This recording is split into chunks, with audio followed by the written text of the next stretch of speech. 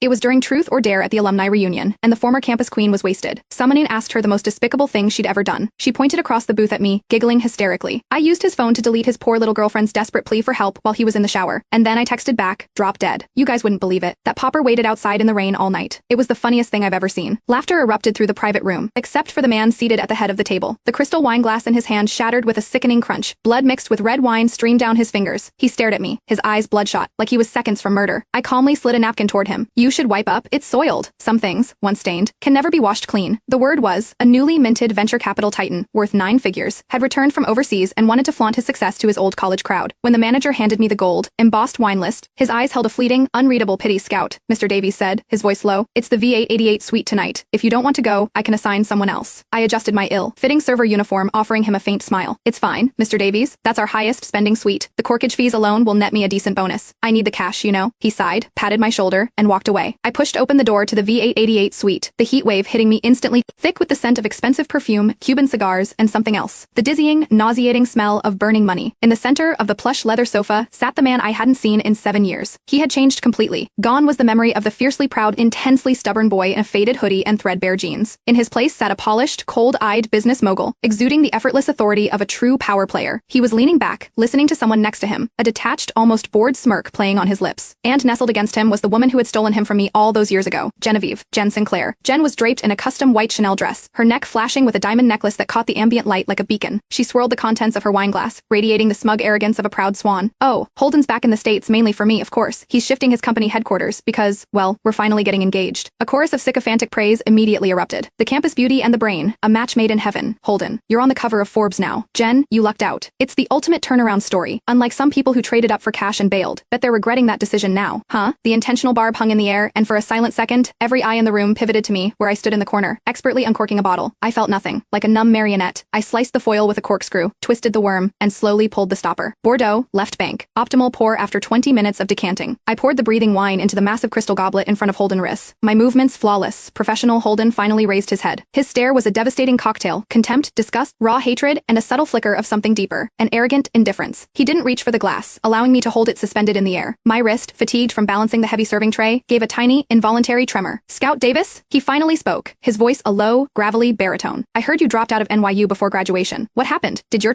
fun boyfriend get bored and toss you out? Now you are scraping by, serving drinks in places like this?" The room fell silent, the audience waiting for the spectacle. Jen theatrically covered her mouth, feigning shock as she looked at me. "Oh my god, it is Scout. How are you dressed like that? Honey, if you're really hard up, just tell me. Even though you threw Holden over for money, we're still old classmates. I'd be happy to arrange something for you, maybe a janitorial position at my father's firm." She deliberately